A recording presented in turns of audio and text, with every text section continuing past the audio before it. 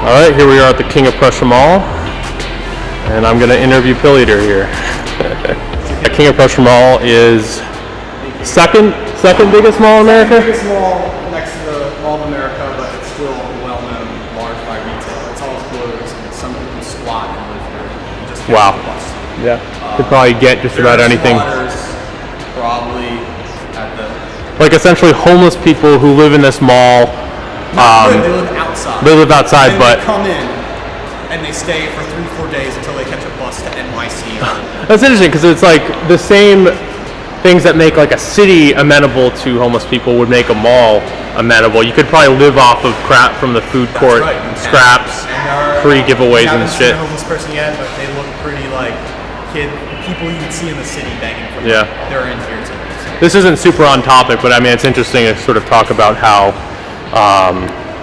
malls are kind of like self-contained cities, especially in the suburbs.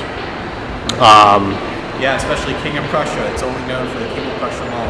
Yeah. King of Prussia in anymore. It's the cyberpunk future. Yeah, but anyway, like just how it's kind of a form of capitalism in a way, where King of Prussia Mall is the kind of the thing that makes America go. Your suburb is only natural when you have a mall. Yeah, I guess the King of Prussia Mall is the ultimate end game. As eventually houses will be inside the mall one day as dormitories. Yeah, no, I mean... It will happen. It's the natural result of suburban sprawl, is that you need a consumer place to congregate. Well, you know what's happening? King of Prussia is building a train to go right into Philadelphia. They're building their own, they have so much money. King of Prussia, from the micro apartments, are building trains so you can go from your micro apartment, from Wegmans, hop on a train, go to Philly to New York and come back in less than like 40-50 minutes. Really remarkable, yeah. It's something very strange that's happening. Alright, so this book, this book I wrote this year, and this book is The Stark Truth with Robert Stark, A Legacy, from 2009 to 2018. This came out in May of 2018. I had it one day, I was working at Home Depot, and I already had my 3 books, and my Patrick Hyland book came out, and I thought, I want people to really appreciate the podcast I did when I went out of college or during college, and I did them all with Robert Stark. And so I decided to publish all of Robert Stark as an introduction pamphlet in this single book. This art, by the way, is done by a friend who also did another cassette art as well, Monster Basement. Monster Basement is really in tune with my own philosophy and other things as well. But this book, which you could get for $10, $3 shipping, or I'm trying to make it cheaper, but this book basically contains an introduction for me and meant for the complete normie who doesn't know who Robert Stark is. It contains an introduction, an interview, and as well, my favorite part, which I take pride in, is actually cataloging all the Robert Stark episodes. And this is from start to finish, from 2009 to today, where you can look these up, Google them online, use a Google Archive service, and just listen to all this stuff. I made things in bold just for the importance, such as this interview with David Duke or Paul Godfrey, to show you how important Robert Stark really is in his journalism. And it catalogs here right away. He has over, again, close to 600 radio shows and counting today. I also added Robert Stark's old writings he did when maybe in his late 20s, I'm not so sure, mid-20s, but they're very strange, and it's hard to imagine that Robert Stark wrote these, and he's embarrassed about them, but I think it really tells you something about his character. The book also has interviews, transcripts, which he did with Robert Lindsay and Brett Stevens, one of his only few transcripts he's actually done. And it well contains an afterword by Brandon Adamson, who's good friends with Robert. But in a way, this book represents a perfect introduction to Robert Stark's podcast career. More importantly, I like showing this book to other friends, saying that I've actually did do a lot of podcasts with Robert Stark, and I actually take pride because I think the show is my show as well. And I just hope his legacy keeps continuing. And this was kind of an attempt to just catalog everything in case everyone dies in a car accident or plane accident or something. No, it really is an excellent publication, and I was very happy to see it released. It's kind of good. With online, you never know when things are going to disappear because of deplatforming or whatever. Yeah, and the internet might go down. Yeah, it stands as like it's aesthetically pleasing, and I do think that it contains everything that you need to know to get a basic introduction to the idea of Robert Stark and his show.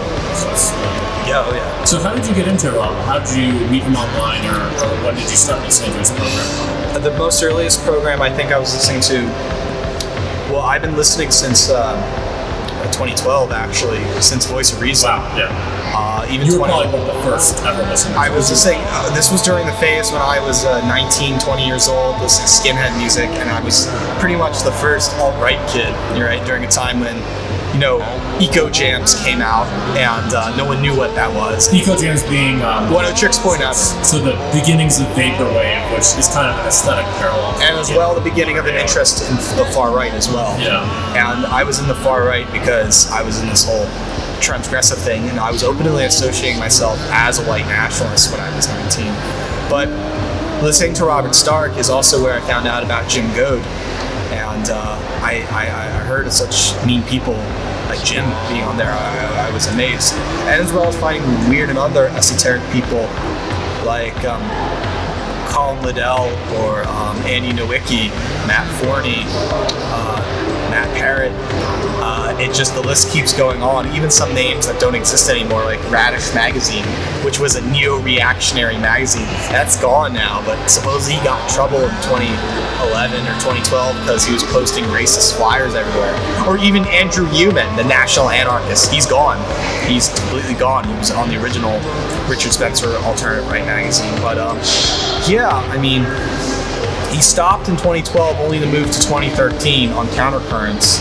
And that's where I discovered Greg Johnson as well with his whole eco-fascism. I was fascinated with Christopher Hibbert's biography on Mussolini, some books about fascism. I think his name was Roger, I can't recall his name.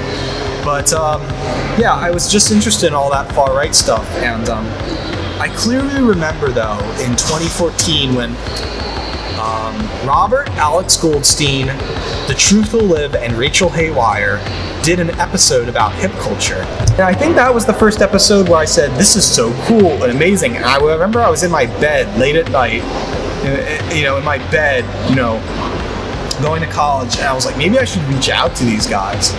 And I reached out to Rachel Haywire with her magazine Trigger Warning, and she called back to me. And I sent her this piece called Nana's Song, which is also featured in All My Eyes Baby Face, and as well a piece I did for creating writing class at the time. It was going to be published until there was drama between her and Anster Zinger. And I decided to reach out about Robert Stark about this drama, or something like that. And I believe he had on a musician of some sort. I can't recall who the musician was. I think Alex Goldstein was on it. And I sent an email to Robert saying, hey, cool episode. You should get on Brat Sinclair. Now, Brat Sinclair was a Eurobeat musician, producer I really loved. And I listened to his music all the time. Night of Fire, running in the 90s. This is like YTM and D culture and whatnot. But Robert didn't get back to me, but I believed it was a certain episode where I told him I liked one episode as a compliment, sending through email. I have no idea why I liked it, because I was getting obsessed with StarkTruthRadio.com.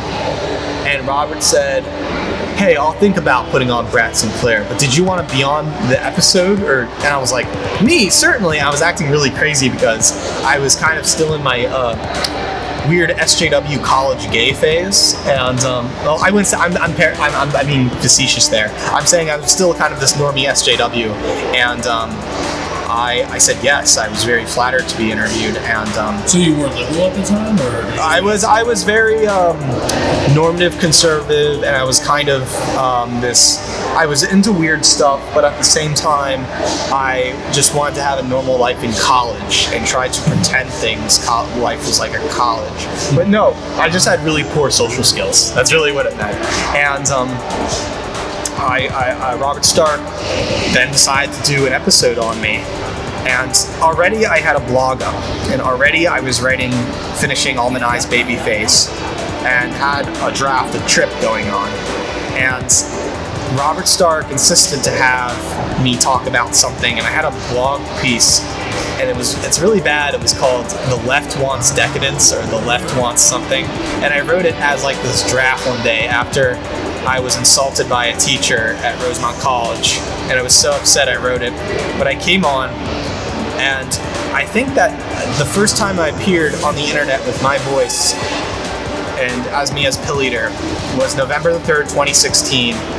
And it was just me being kind of weird and awkward, talking about my whole beliefs. And it was so big, I think Alex von Goldstein got like upset because I was criticizing Plato, because I was really talking about how Plato was loved by centrists. Now again, this is before Trump, or not exactly before Trump, but before the Jordan B. Peterson kind of YouTube inflation going on, right? And so I think one thing happened from there. I was asked on to go on another show about Salo. I got to know Alex Goldstein closely. I started to make a Facebook, a YouTube page, and start building, and I started getting more friends, and 4chan found out about me. I made some videos, and then I became Pilleater, and right after college I started becoming a lunatic. Soon things one or another, I made connections. I've done so much in 2017. I would say it's one of the most interesting part of my life yet. Yeah. To rewind a little bit, how did you first get interested in the alt-right, alt-right, dissident right? What do you want to Well, again, that all through Robert? No. That's misleading. I first got into it when I was 17. I remember watching the History Channel one day, and it was about skinheads, and they talked about Screwdriver, and I liked music like Atari Teenage Riot. I never understood why Atari Teenage Riot was so fuck off Nazi punks, just like the Dead Kennedys. And I was kind of making a very weird centrist argument where it's like, well, obviously they're queers too, right? How can you hate Nazis? And so I found out this website called Micetrap Distribution, and they sold neo-Nazi music from Screwdriver, No Remorse, Brutal Attack, Razor's Edge, and I got into that.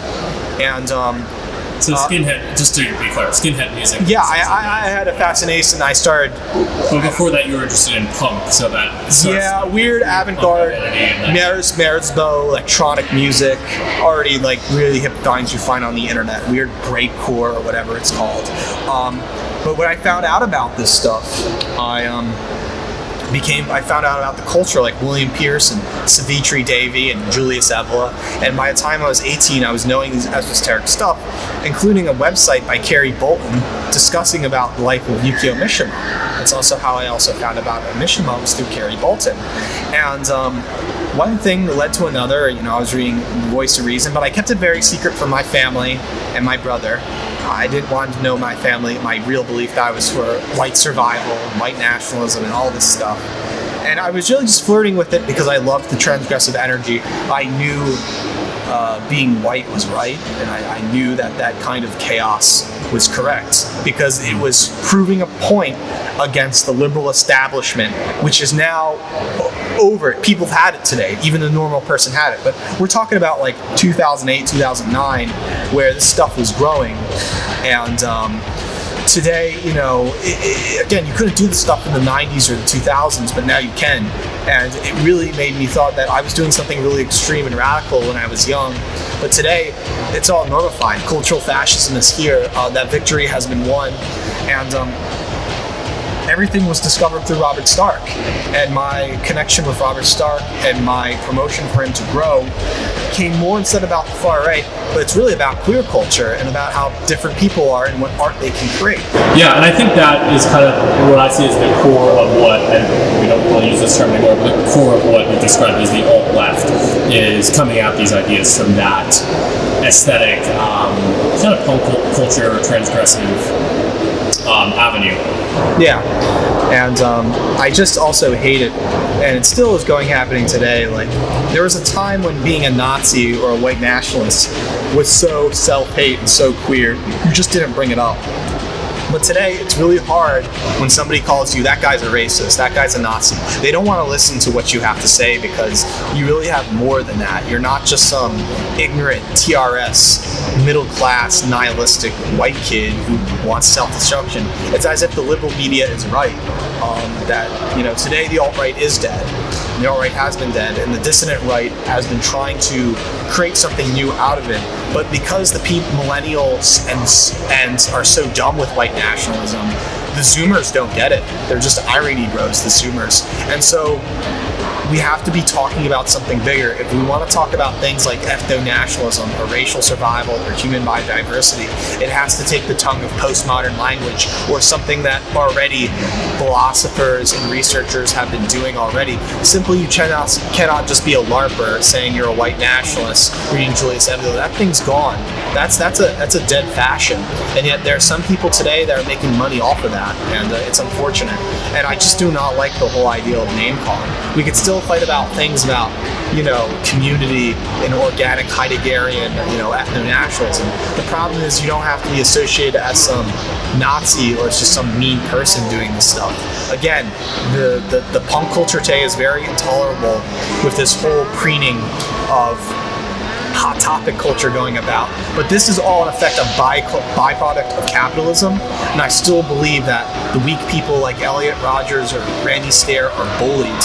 And this is what the subject should be about. It shouldn't be about Chad and Stacy ruling over us. It should be about the unique feminine artist that creates these things, the real outsider, right? Not this new person, this Chad who's coming in the punk culture and saying, I'm it. We have to recreate queer culture and recreate what it means to be the outsider and the loser again, to create our art to go forward and what that life is like in today's context.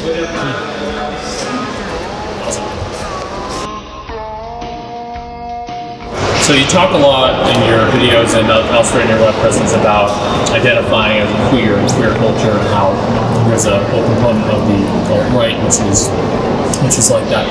I think a lot of people get confused because they assume you're talking about that in terms of sexuality. So what would you say being queer means to you? Well, when people hear the word queer, it obviously means that you're gay or that you have a sexual deviancy. That's just the popular definition of the word queer. But you have to remember something. It was in 1950s America when people were calling each other queer because they were weird. They weren't Johnny and Sarah on the Recess. In fact, there was a Recess game called Smear the Queer, where it wasn't so much you were gay, it's just that you were some Melvin nerd. You're an outsider. Yeah. You were an outsider. And kind of the gay community took the word queer, that 1950s lingo, along with the word gay to mean happy, to talk about homosexual culture. And now that's what it is today. And so we have to understand something, that queer doesn't mean sexual deviancy, but strange and eccentric individuals, mainly artistic individuals. We could be talking about Kristen Wilson Chandler, who is a well-known queer. This autistic guy who lives in Rutgersville, Virginia, and writes Sonic Shoe, Pikachu, whatever. We can talk about the Report of the Week, who has 1 million subscribers, this kid who lives in a limousine, takes care of pools, does fast food reviews, and looks like Kyle MacLachlan from Twin Peaks, right? What a queer he is, correct? And so you start to understand that a lot of the internet and a lot of the artistic world has been having an unhealthy obsession with queer culture, meaning that if you want to make it as an artist, you have to be a very eccentric queer, somewhat like the success of Yukio Mishima, or even such like a Temple University professor by the name of Samuel L. Delaney, a gay black man who writes about child porn science fiction, and yet he's a PhD. And so this is no longer about traditional norms about society. It's about who's the most artistic, original character and authentic. And that itself has created within capitalism a way where other consumers and normies are fighting to be the next queer. So now we see a whole generation within punk rock music and youth culture where we have, especially girls are victim to this, where they're emulating the behavior of what it means to be a queer girl, meaning a promiscuous slut with dyed blue hair or something like that. Yes. Yeah, and here's the more weird, interesting part about this is that it's not even about being queer, it's also about images. And currently today, capitalism does not trust white America, that we have to outsource capitalism or the market to other people, mainly Asians or the Japanese or Chinese. And so instead of making American art, we're getting in a lot of anime. And so such movements like the Cal Arts are creating this kind of American Eurasianism where whites don't have identity anymore, but rather want to be Asian or a real-life anime character. So this Tumblr chick with the blue hair, she isn't just some weird cat lady, degenerate cat lady. No, she thinks she's a blue-haired anime girl because all aesthetics are from Akira to Bubblegum Crisis to My Hero Academia. Anime is so influential on our minds, especially the millennials, and as well to the Zoomers, is affecting how we appreciate art and who we are as individuals. And this is not only a byproduct of capitalism, but it also mixes well in within queer culture, which now becomes who's the most honest, right? Ian Jones, who did the show OKKO, the black boyfriend of Rebecca Sugar, who did Steven Universe. Ian, he's a fat black kid into anime, a black weeb. You don't hear much about that, but I guess he's queer enough to have a show on Cartoon Network about it, where he's talking about a Eurasian society. And so again, we have to discuss these things where queer culture, as the artist, is the way forward. However, is also a byproduct of capitalism, which is affecting us, and as well as an Asian takeover onto us because we have lost our white identity, and we would rather think of ourselves as being Asian or anime characters. It's fascinating. I mean, and you do see that with anime culture. It always attracts people who are outsiders, nerds, people who spend a lot of time on the internet and in their bedrooms. And there is this sense, and if we've ever been to an anime convention, we know that's where anime becomes a very all-encompassing identity. So that's my way of saying I think there's a hell of a lot to that idea. But I don't know if you have anything else to say on that. But well, there's some people that say, I don't think that's true. It's such a small minority number. What's the percentage of white male, Asian female, right?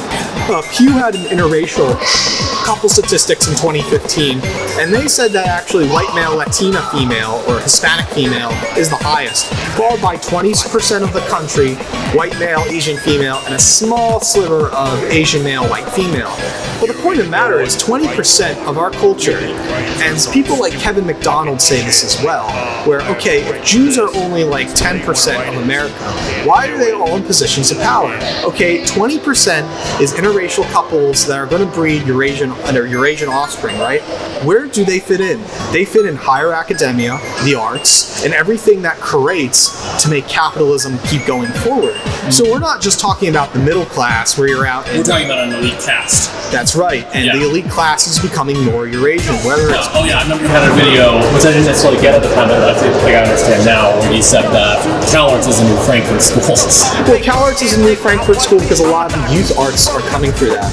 A lot of drawing parties would happen at RISD or something from bands like Lightning Bolt, or the cartoon creation of Adventure Time in 2011 has created a cataclysm for Tumblr artists to make their own cartoon shows on Cartoon Network and Nickelodeon to now affect the Zoomer or even Alpha generations with a new value that isn't so much SpongeBob SquarePants, Doug, Angry Beavers, Invader Zim, right? It's talking about this kind of comfortable Steven Universe, Star versus the forces of evil, Asian society where we're all sedated, everything is a teen drama, it's a slice of life. And this creates this kind of Renee Girard mimicry theory where, okay, if we go to college now in 2025 and we all watch these cartoons growing up, we assume that our ideal girlfriends and people are going to be like the cartoons of Asian Aryanism or anime realism that should happen.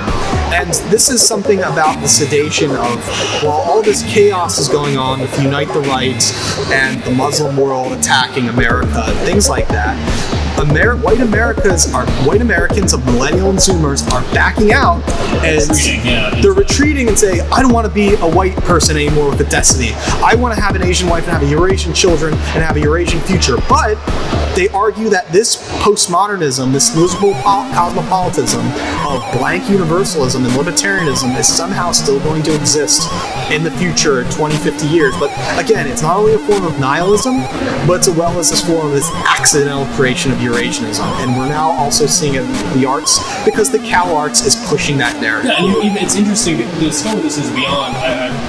Discover this beyond just whites and Asians, even because there's this massive anime-ification of hip hop too that you see. That's right. Which is Lil Uzi Vert and some of the cloud rappers. It's this, those aesthetics that a lot of millennials and Zoomers of all races actually grew up with, and it's becoming inflected in their art as it portrays this kind of cutesy, aesthetically pleasing world that they would like to live in. Yeah, and it's really weird that I just said, Ian Jones of OKKO, he's a black guy who went to anime, went to school of visual arts. There's nothing more cutting edge and queer than that, right? And yet, ironically, it's sad because when we talk about race relations or kind of the American Renaissance, Charles Murray bell curve race statistics, we start to realize that there are not enough black males dating Asian females or even black females and Asian males. It's almost as if we see dark-skinned Asians or quarter African hoolie Asian girls with white guys, but we're not seeing an Afro-Asian thing happening. That's more like a social engineering of mulatto futurism or something of that matter. And in a way, with the comic books I was showing you what the Cal Arts are doing, the Cal Arts are invested that supposedly brown or pop people that are not white or Asian are somehow going to be proselytized or converted to make now an Indian American girl who's now anime, or a black kid who's just as good but he's a yaoi character. I really like shows like She-Ra and the Princess of Power by Noelle Stevenson, who in this tries to create this Eurasian anime world, and Bo is now this black yaoi kid, right? It's so unbelievable, but it's this social engineering trying to tell the black middle and lower classes, not out of egalitarianism, but they're trying to sell black people, stop doing that hood rap culture, stop doing that African American culture. You should be dating like a Persian cat, and you should be this new anime white dude just happens to have African skin.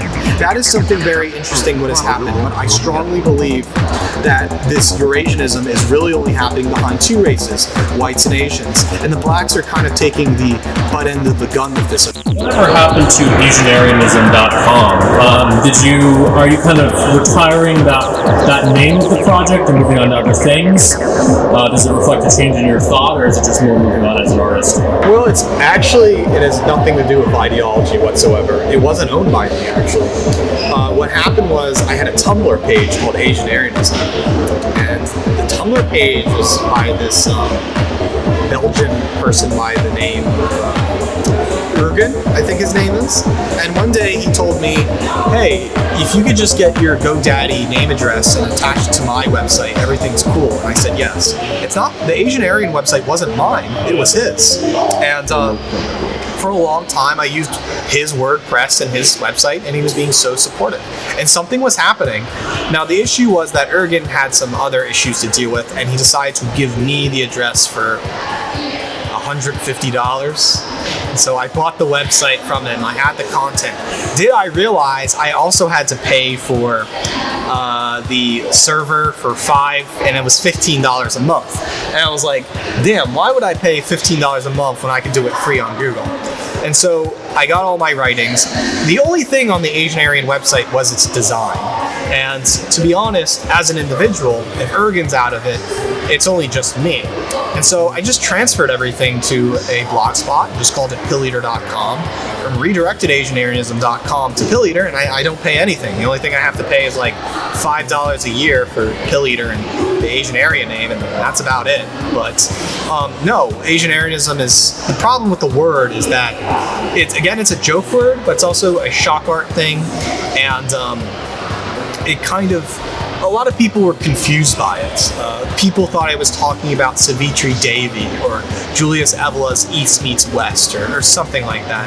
And I just had to reaffirm people all the time, like, no, I'm talking about like hip punk rock music and things like that. And so the name was definitely transgressive, but it just didn't get people views across. So I decided to downsize, keep the name, but let it focus on me, Pilleater, the artist, before you read into Asian Arianism, as a way to make people understand. I want you to judge me first before you judge Asian Arianism. That makes a lot of sense. Because I don't want to judge people like, oh, this is neo-Nazi. Yeah. And it's just so stupid. It's bad optics. That makes sense. So you got your start on your web presence on YMTMND. You're the man now, Tom. And that's where you started as Pilleater. And in those days, you were basically an internet troll, would you say, right? Yeah, I was doing it since April 9th, 2009. I remember the day I created the account. Originally, I had an account in 2008 called Cat Tanks, and I had a personal YouTube page where I would upload videos of cat tanks and old clips of Homestar Runner videos when I was like 16, 17, the age. And I did You're the Man Now, Dog, because I liked all the fads. They were called fads, not memes. FADS, fads back in the day, in 2000s. And I liked the whole fads going on. And I wanted to make my own fad. And so I had my Cat Tanks account, so I made 2 sock accounts.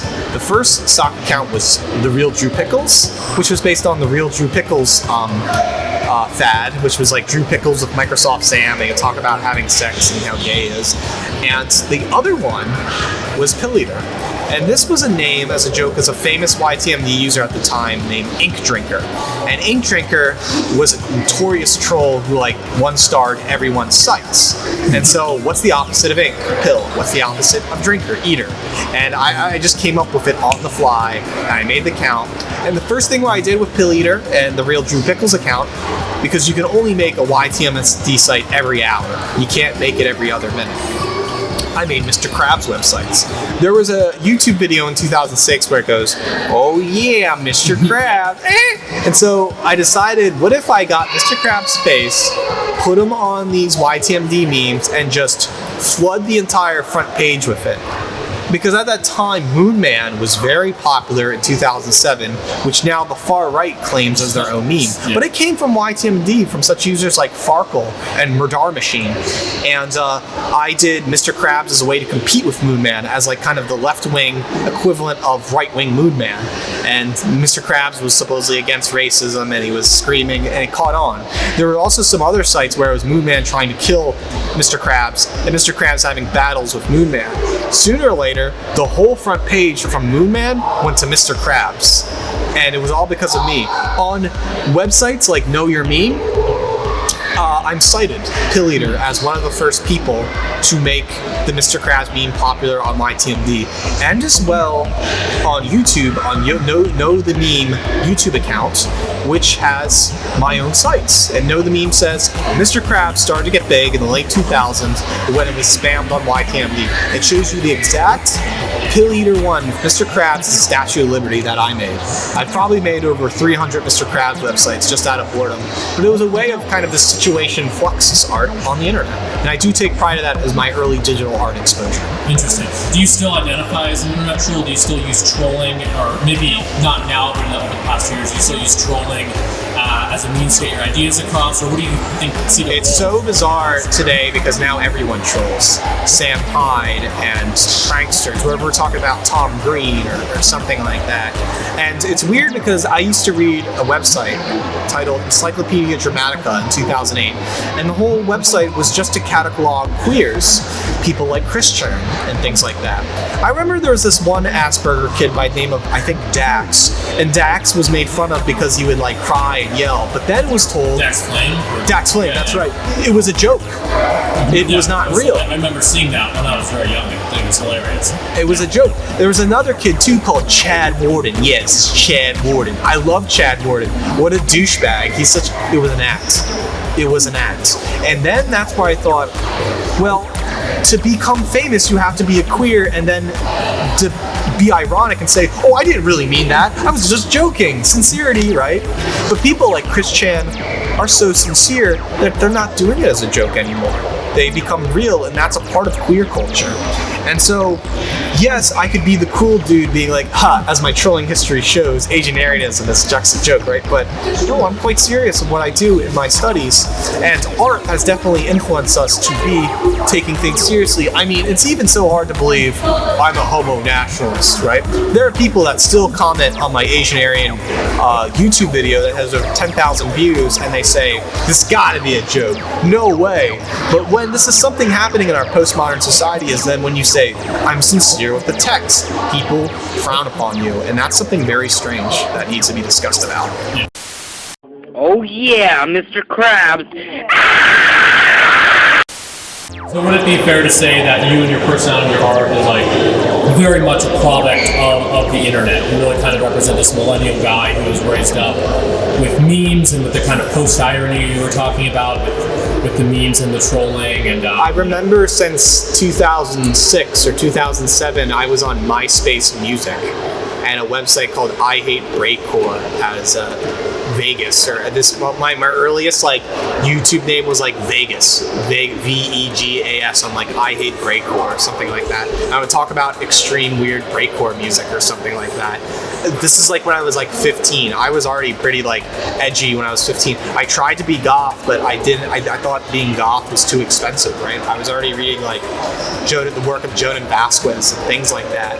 But at the same time, however, yeah, if you're just a lonely kid in Pennsylvania and you're at in your parents' basement on the computer and you're just going to middle high school, what else is there to do, right? It's not like I'm a social butterfly and things. That's now has become a trait with millennials. It's now ingrained in our brain to stay at home with our parents and do these like nihilistic things instead of actually get out of the nest and do things because the market is so inflated with bullshit stuff. Yeah, and we escape into the internet, and there's this whole culture of catfishing and what I would call like daydream nationalism, which I think your work, of anyone else in the world, frankly, I think a lot of your work kind of takes an honest intellectual look at. Well, I mean, there's so many people in the 2000 era that wish that they were an anime character than living in Kentucky. Mostly the girls. The girls who are ugly wish they were some anime girls so they can get more dick or something like that. Or even the guys, per se. It's really a sad reality because when white Anglo-Saxon capitalism comes crashing down and demands they have a place in society, it doesn't work. Instead, we retreat. People shoot up schools. They do something chaotic, right? They become introverted and things like that. And so really, millennials are fighting against a system that was made up not for them. The same with boomers. Yeah. That's why both Bernie socialists and the alt-right despise boomers, because it's that we're all rebelling against a society that was created by a generation that can't really say anything to us. Well, boomers were also revolting against the whole silence generations of just... Yeah, so it's just the ad infinitum. It's this weird Kali Yuga, Kali Yuga, things get worse and worse and worse. It's more and more chaotic, whether not to put a value judgment on it. And there's something about the internet and trolling which I think has brought, this is what like Steve Vikas would say, brought us to this point of hyper-reality where it's this like free, it's like the Kali Yuga's maybe been for a long time, that would be in Hindu philosophy, but we're hitting a point of like free fall within it almost. Yeah, I mean, I argue that it's the Asianization of America. We are no longer judging people how individualistic they are. We are judging people on their generations, and that is exactly what China does. The Confucius and Taoists are generations. You know, you older you become a Taoist, the younger you're a Confucius, something like that. Or no, younger, vice versa, whatever. That's happening now in America, in the West, where it's no longer, I'm an individual. I'm not a byproduct of the zeitgeist. No, you are the zeitgeist, and we are judged as a group of people. And this is something very hard. If the world is getting more overpopulated and we're becoming more like the Chinese with the Japanese artistic aesthetic, there's definitely going to be an Asianization of America, which William Gibson has been predicting in Neuromancer, where whether this is dystopia or utopia, we're going to lose that Western interest in favor of this Asianized America of just robots in transporters or whatever. This weird accelerationism that's happening. And I think one of the biggest problems today is there's too many people. There's way too many people. And China is the great example of that, and we're going to become China.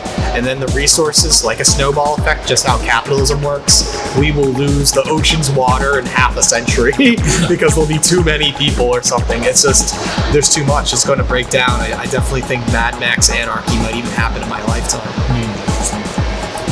Okay, just a couple other questions. Another thing I want to say about continental philosophy.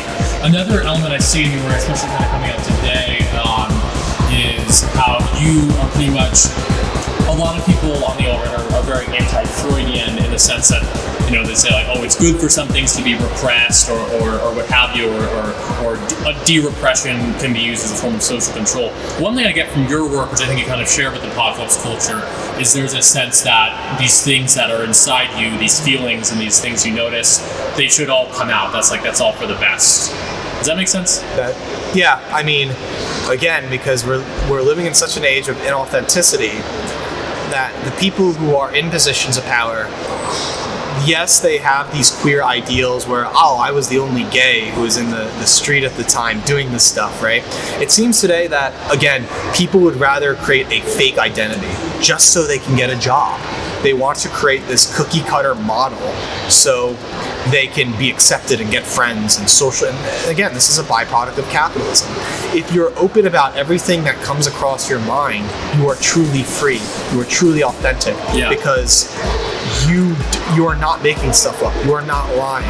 You are living by what really actually happened. You are basically an authentic truth teller. Yeah, the same trying way, to get to that core of truth within your own subjective experience. And this is exactly what people like the Irony Bros or the Weekly Sweat or Matt Forney's trying to do. They're trying to come across everything, every anger they have across their mind. Meanwhile, the far right says, you're starting infighting. This is exactly what the Jews want, right? Something really stupid, conspiratorial. But what's really happening is that, yes, there is capitalism going on within the far right. We do realize there is a fraudulent nature to, say, Countercurrents or Richard Spencer's actions. And people are so stupid enough to consent as a consumer and to be exploited because it's really a reflection of their own life. And it turns out that the people, the opponents that the far right is totally against, are actually right. And that there's something that every market, including Jehovah's Witness to Korean Moonies or any market you may be under, doesn't want you to know, because then they can't get your money. They want you to be everyone has their mythology, and all of it kind of needs to be debunked some more. I don't know. I mean, one thing that interesting is that when you're talking about your initial identification of white nationalism, you were saying you identified with that chaos. That chaos is right. And I think there is this sense in your work of embracing chaos, and this has to do with this kind of, for me anyway, it has to do with this kind of Gnostic sensibility or this Hinduistic, bringing about the Kali Yuga or accelerating the Kali Yuga. I don't know, that's all kind of mystical stuff. Yeah, people just there is this sense of a positive look at chaos that I get in your work. Mm-hmm. Yeah, like people don't like it when you say that if I talk shit about Richard Spencer, all Richard Spencer fans will thumbs down my videos and say, this is not what I wanted as a consumer.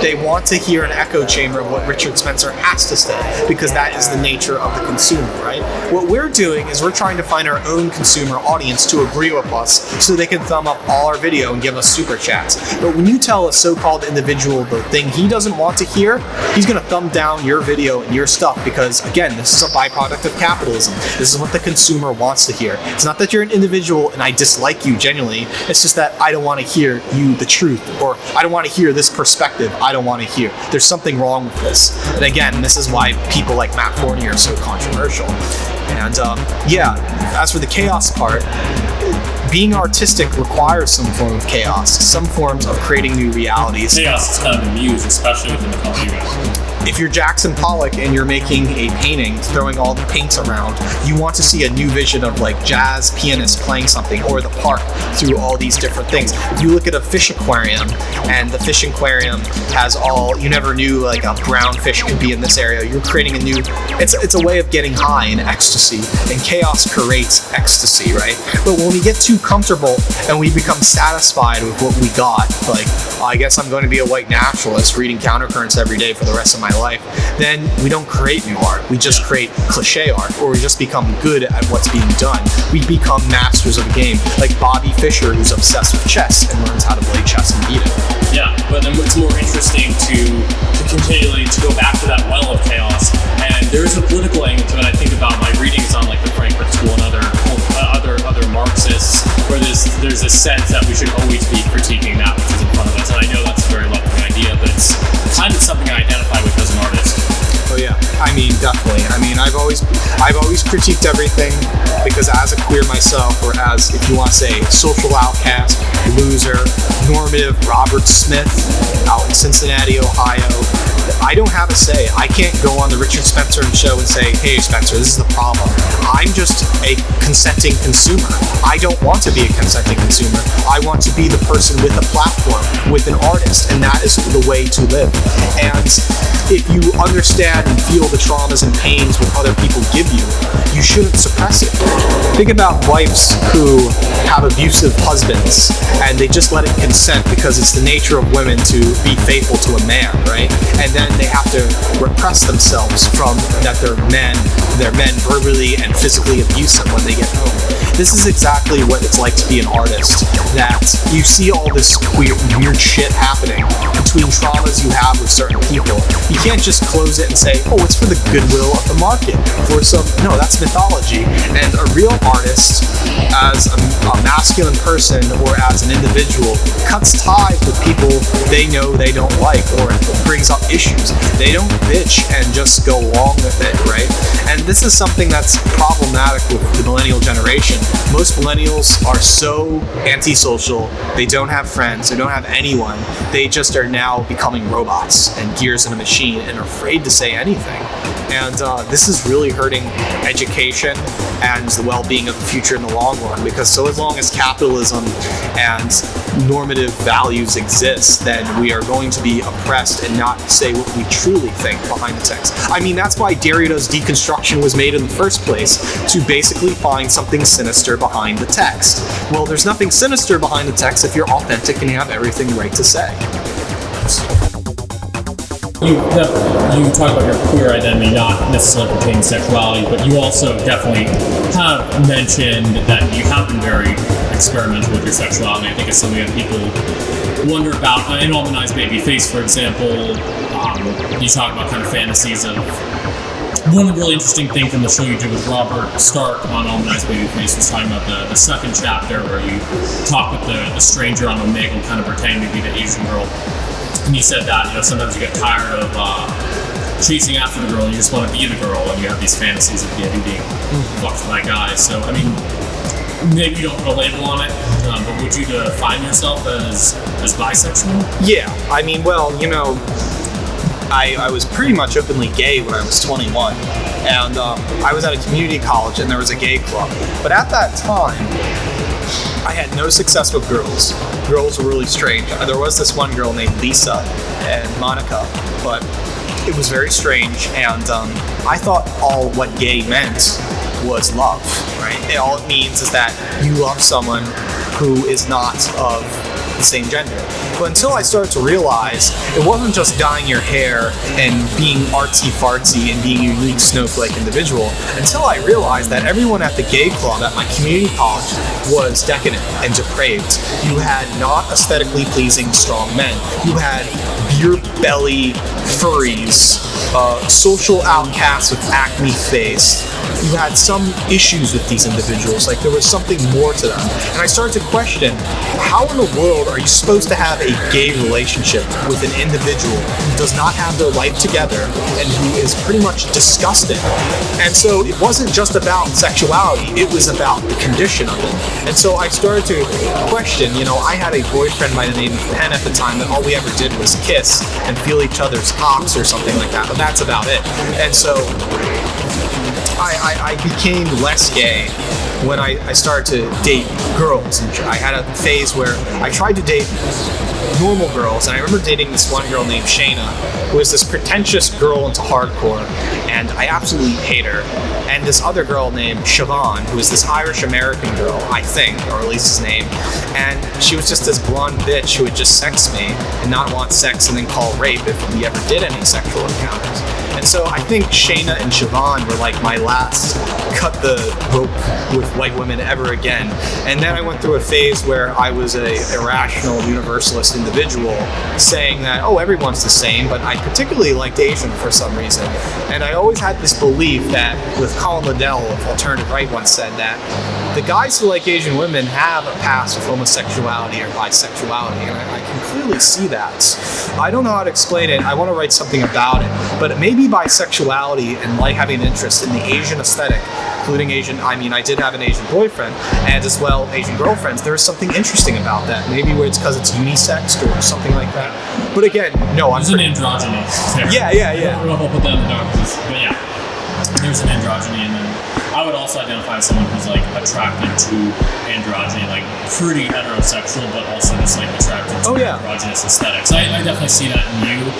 That seems to be kind of where you're coming from, and elsewhere, Jamie Stewart really captures that. So Yeah. I mean, that's a very interesting point. I mean, again, like, what I hate about most people today is that a lot of the gay culture today means sex because you're desperate, right? They want gay sex because, I can't have sex with women, I might as well go on gay Tinder and then have sex with a random strange dude. And I'm like, that's really weird because, first of all, it's about love. I mean, the French philosopher who advocates for communism, Alain Badiou, Badiou, I think I'm saying his name right.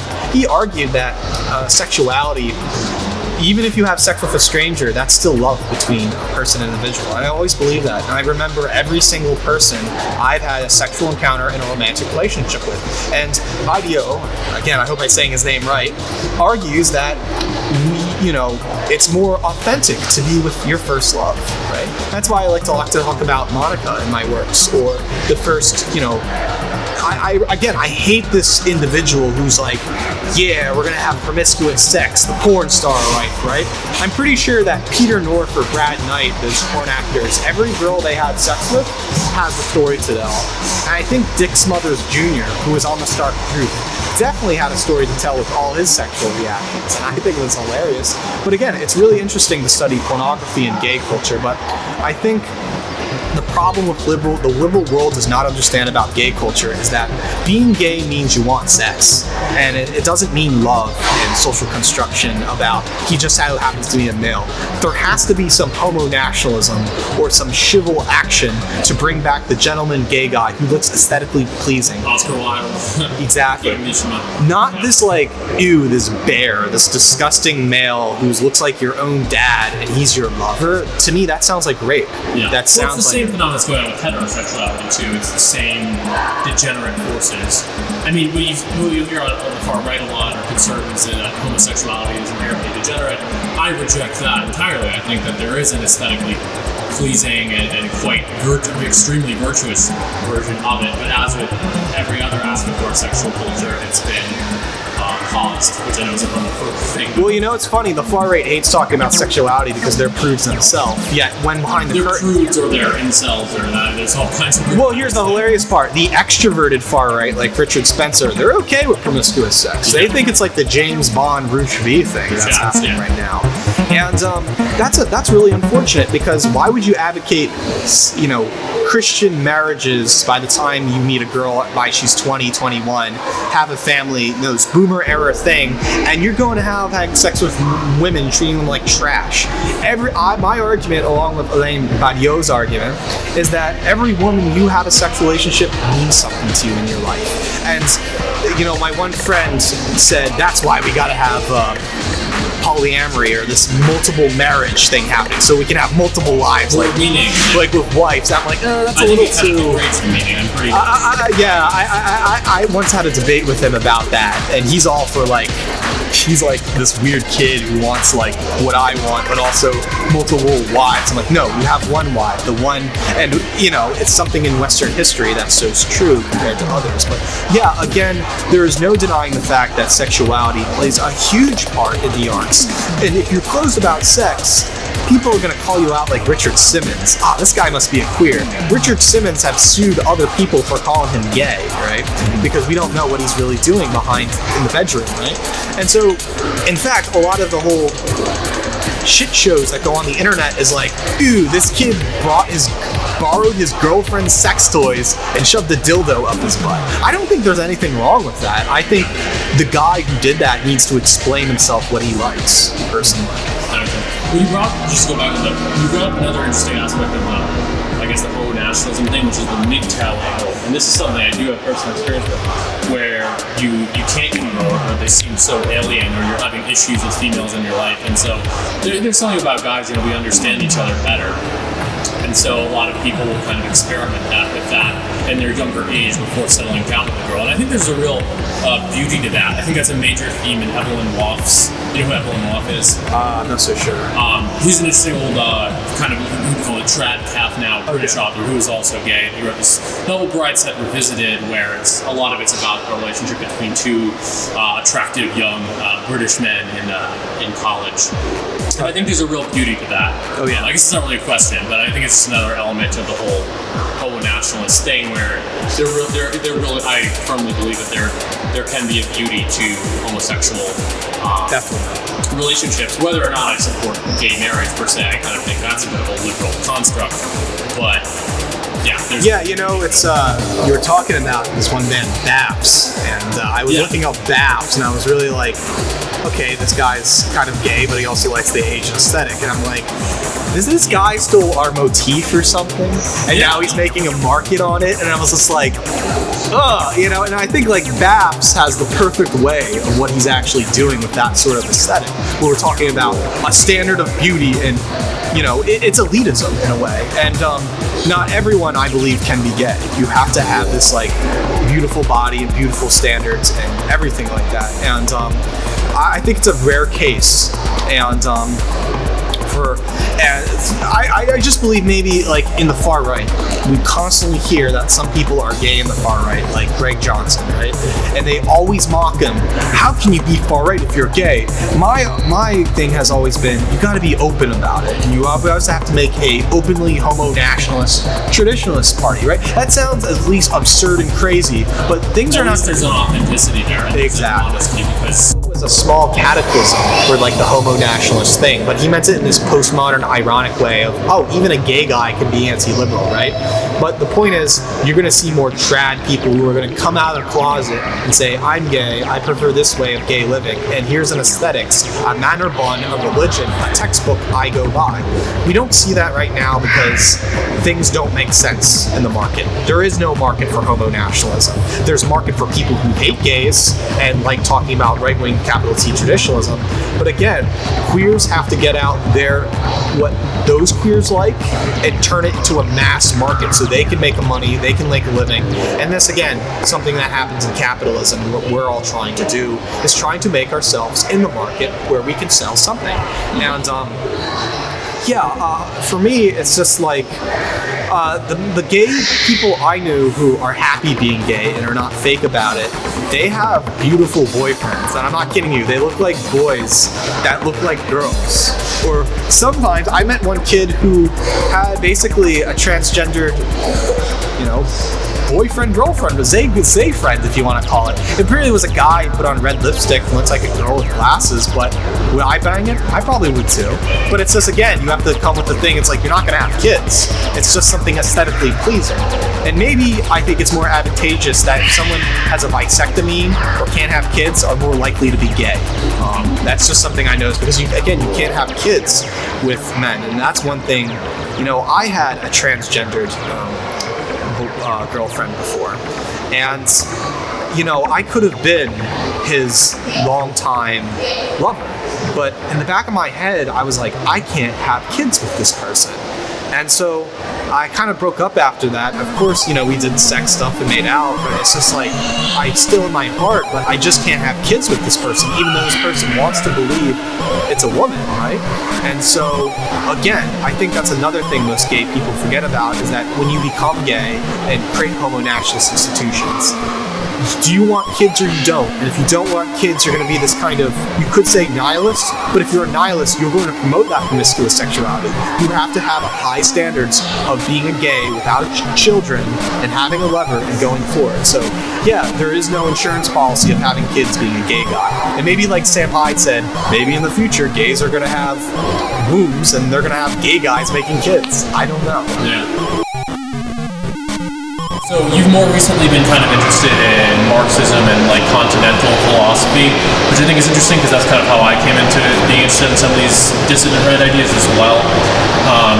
You did an interesting video recently about Gilles Deleuze, and I don't know, this is more of a statement than a question, but I really do think, I see that reflected in your thought. A lot of the things you talk about today kind of correspond to that theory you have about like the hierarchical system of knowledge or whatever, where that's a lot of just, when you talk about ideas, you don't have like a clear analytical philosophy argument about them. It tends to, you just like point to a bunch of different phenomena and it kind of creates this web of concepts. I mean, is that something I do? Well, yeah, the common person is not going to be like an analytical philosopher like Bertrand Russell or Ludwig Wittgenstein and go right into it. This is why this is this. A common person only is going to get it what it means. And that's what I try to do with some of those postmodern videos, is my own thoughts personally. And like if someone's going to read Deleuze for the first time, he's talking about rhyme zones. Oh, what's the purpose of rhyme zones? Well, it's just a nice way of saying egalitarianism and everything has connections, right? To black girls with blue hair, correct? And so you don't need to play postmodern science to play the game to understand this, because that itself is just the advanced concepts. And even if you understand that, I strongly believe that if someone who is critical of Deleuze should understand that language game going on and then debunk it, right? Yeah. But it seems to me that, again, you have people who say they're a queer black feminist Marxist against a white supremacist. It's almost like a creative writing. And so instead of talking about, quadratic formula in math, you're talking about something so crazy. What are you trying to say? Well, Deleuze is trying to say this and that. He's trying to open up new avenues of thought. And so I think people would understand postmodern philosophy instead of playing this language game. And I think that could be beneficial to the right when you start to understand the understanding that I've come to, I don't know if this is what you share, but the understanding that I've come about it is that it's not, there are elements of postmodernism that are a language game, but there's something deeper there that taps into the Heideggerian roots of postmodernism. That rhymesome philosophy of it kind of, I would argue that it reflects reality in a way that's better than the Enlightenment analytic tradition. Reality is composed of these disconnected phenomenon in a web, more so than it is of like clear, unequivocal truth. That's something I believe. This is a bit of a tangent, but it kind of taps into Asian-Arianism as well, because you could argue that that's a more Hinduistic or Buddhistic understanding of reality. Does that resonate at all? Yeah. I mean, I've always been interested in East Asian philosophy. In fact, I went to college to be an Asian studies major, but then I dropped out and went English instead. And I even tried to teach overseas, but that didn't work as well as all. So, Yeah, I mean, again, the postmodern philosophy, you can make lots of connections and get views across, but I think the one concept that postmodernism is connected by is Martin Heidegger and the ideal of being an ontology, and you're no longer talking about, analytics or this game, you're talking about what's something more essential, simply being. And Yeah. it's like kind of, I think that for me the endpoint of postmodern thinking is actually transcending the language game and kind of a return to thinking about sort of timeless truths, like that which is right in front of you about human sexuality and human nature. That's right. And I think they've lost that, the postmodernists, because they became a creative writing club. They became a creative writing club for these people who hate capitalism, and they don't know what else to say other than, young millennials are not reading our stuff. What's the problem? Do we stink? Do we smell? Hey, do young kids like Jimi Hendrix or something like that? No, it's not the truth at all. It's just that they're older and it's something, art changes. And I think Zoomers and millennials, they're not going to uphold the traditions of Deleuze or Althusser or anything like that. They're just going to briefly read them and close the book and say, use a Freudian analysis and be like, he was just some creative writer in a high position, right? Yeah. What we have now is kind of like an apocalypse culture, I think, has a more transcendent Adam Parfrey, Jim Goad, Sean Partridge. To me, that's the more authentic wing of postmodernism. Oh yeah, it's the punk rock version of it, and a lot of what the alt-right has been doing was influenced by that. You were only into the far right because it offended people. I come from that scene as well. But again, people forget these things. You have to re-educate them. And I always am afraid of the day where maybe in 2050, people are anime characters and they forget that they were influenced by the Japanese, and that the Japanese had a lot to do with their minds and what happened to them. And so, it's scary. As history goes by, people forget, and we have to re-educate people all the time. A lot of your work and a lot of the way you talk can be described as more descriptive, where you're kind of just talking about these phenomena within society, which I think is a lot of reality too. But I think there's sometimes a question when people watch your videos, because you do say a lot of different things and sometimes seem to contradict yourself. I'm not necessarily saying you do, but sometimes it seems that way, and you're often very forceful in your points. What is your more prescriptive philosophy? Like, what would you like to see happen? Do you subscribe to Asianarianism as this world that you'd like to live in, or do you kind of see it more as an inevitability? It's an inevitability, but it's also kind of not only just a warning, but as well what's going to happen. Again, people get so caught up in capitalism, they can only think about making a living and exploiting off of other people. Being an art student and an art major requires you to understand what is hip in the art world and to understand what sells and what doesn't. And if you have a good eye for the arts, you tell, like fashion, what's hip and what's not. Now, when I make my own videos on YouTube, those are done in 4 to 3 hours, actually, even closer. And I have a thought in my head. I want it on the canvas, and I want to create something better, and I want to practice on it. And so when people say my videos are contradictory, I'm trying to get all this sophisticated stuff out. But again, people make mistakes and they make errors. It's not like I'm caught in tea or alt hype where here's my syllabus, I read it multiple times. It's a DIY ethic. You do it now. It's just like music. You just do it. You get it out there. You get it. You don't worry about it. Perfect thing. If I said that years ago, I might disagree with myself now, and I have thoughts in my head, and I can't simply be a role-playing LARPer where I said, I only subscribe to Asianarianism, because I also subscribe to being critical of capitalism and about artistic queer culture and how all of it intersects and is relative with one another. And so, I would like to say that, yes, I think anime futurism is going to happen, and we're going to see an entire generation that we're growing through, and I think us as millennials are going to be in our 40s one day, waving our old canes around, saying, our generation was so different, and we'll be isolated from Zoomers and Alphas growing up, and it's just going to be very crazy. Nothing is forever, right? 10 years is strange, and we're going to see a lot of changes by the 2040s or 2030s. Do you believe we're living through the Kali Yuga? Yes, we're definitely living through the Kali Yuga, and I will say that decadence is happening, and I've always been saying this Larry Clark or Andrea Dworkin style or Harmony Korine hell is happening, and people are just dancing in it. And what's the problem is because those people are going to be in positions of power.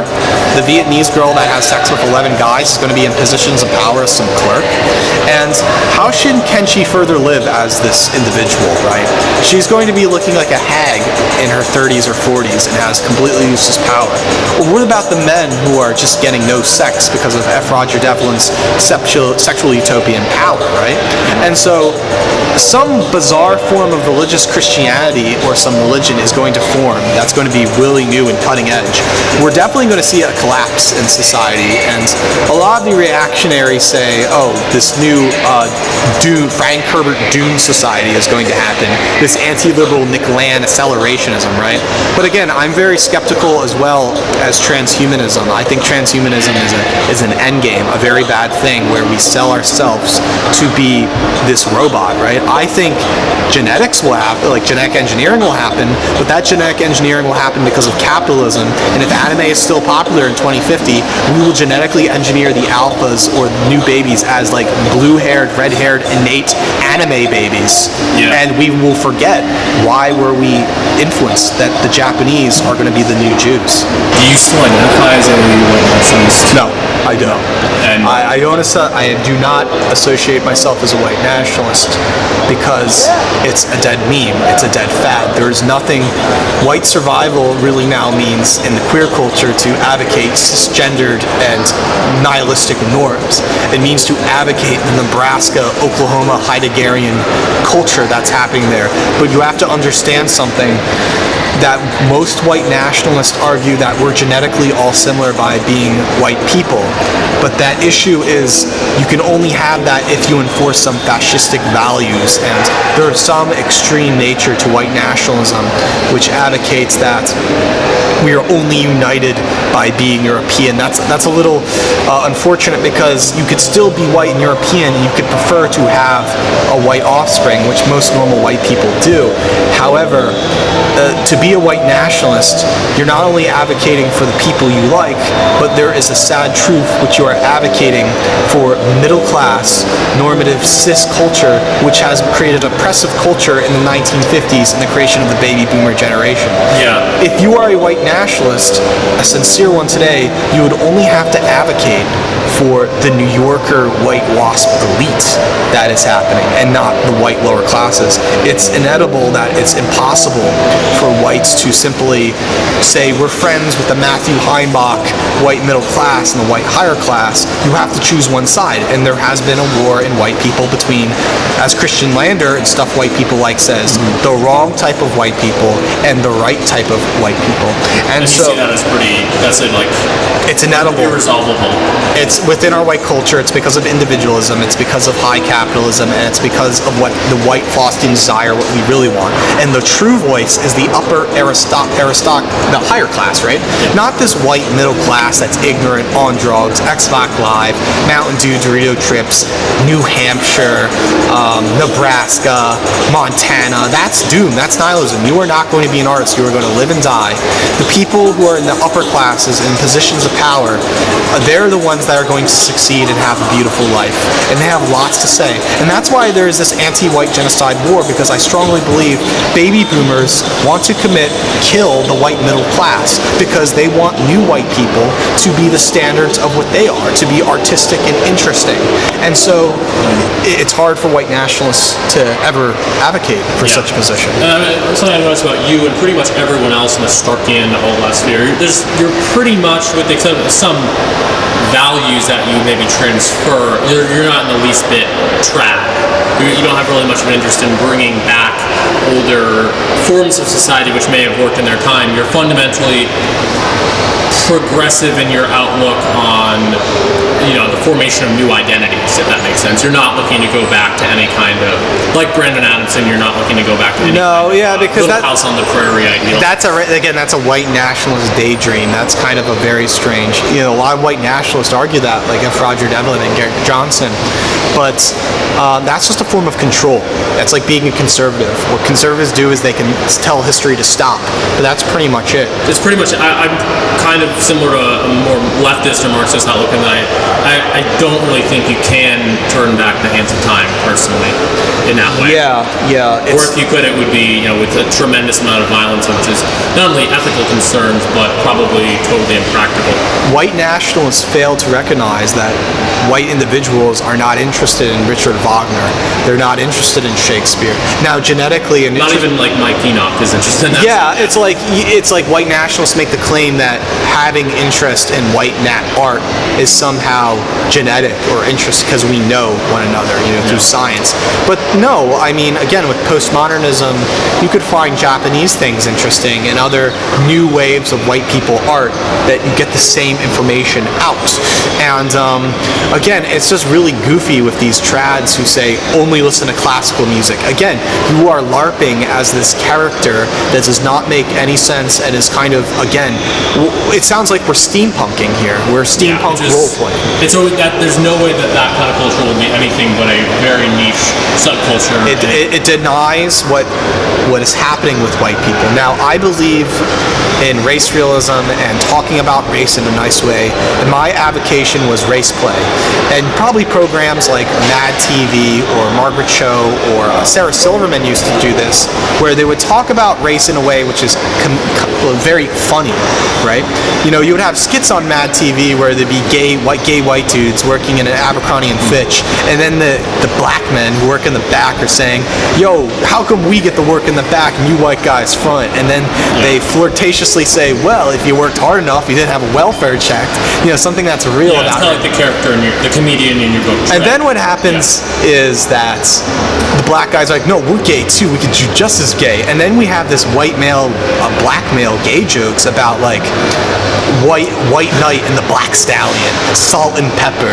And then all of a sudden they create this gay multicultural orgy and they all get along. Kumbaya, my lord. And so think about how Margaret Cho talks about, Asian American culture, turning to a woman's perspective, like being an Asian girl in the club, you don't have tits, you don't have ass, so you're gonna have to dance around, and Asian girls like being grabbed by the pussy. She's talking about how men should approach Asian women in a polite way. Sarah Silverman probably talks about, saying, degrading blacks and this and that. And she's like, oh, I'm a woman, I can do that. So you're talking about race in a playful way, and this was practiced in the 90s and 2000s with this pop deconstruction. But now you can't talk about it because millennials don't like it. Millennials want to live this Steven Universe indie rock lifestyle of living forever in a dorm, cuddled up in a blanket with hot chocolate and cuddle party and sex in the afternoon like the bourgeois French did, and just be aloof as a consumer. We have lost the Gen X urge, and millennials are now this very nihilistic generation. We have to bring back race play and talking about race in a funny way. There's no way around it, and this blank universalism is just a form of white people trying to put their white standards on one another. Interesting. Yeah, I remember one of the most interesting things I've heard you say was on one of your podcasts a while ago, you kind of made the analogy that the way our society talks about race is comparable to the way that Victorian society talked about sex. That's right. Basically, there were jokes, and everyone knows some of these things, but there's a severe amount of repression that goes on that inevitably will eventually come out. You had Charles Putnam talking about race, and what was it? It was by Charles Putnam, but he had a book saying that whites and blacks are different, and everybody knew in the 50s and 40s with Coon Chicken Inn about where do blacks stand, where do whites stand. But during that time, you couldn't talk about sex. Sex was incredibly repressive, and sex was vulgar. I mean, when William S. Burroughs was talking about child pornography, Naked Lunch, his books were burned, a complete outrage. But today, it's opposite. We can have a Tinder, we can look up porn, we can send nudes to one another, and yet we can't talk about race. We can't talk about how race is different. We're supposedly all horny, universal individualists looking to get promiscuous sex and knowing our porn star culture all the time. Yeah, but then if you look at any porn site, the amount of race-based porn is astounding. So clearly, I mean, the reality doesn't reflect the way we talk about it. Yeah, and you would think with all this interracial porn, we would somehow now be nice against, like some Rouge V, but in this obsession with Puang is the whole ideal of being open about sex. But again, 1950s America, open about race, closed about sex. Today, open about sex, closed about race. You can't even note that there's a black author without being who you as the character. Like, as a white cisgendered male that's not queer enough to learn someone's respect, I can't talk about a black author or make criticism. Now, if I was a gay guy and I had a black boyfriend, I would be on more of the higher queer, and I would have a voice. And so we should be more studying that. Interesting.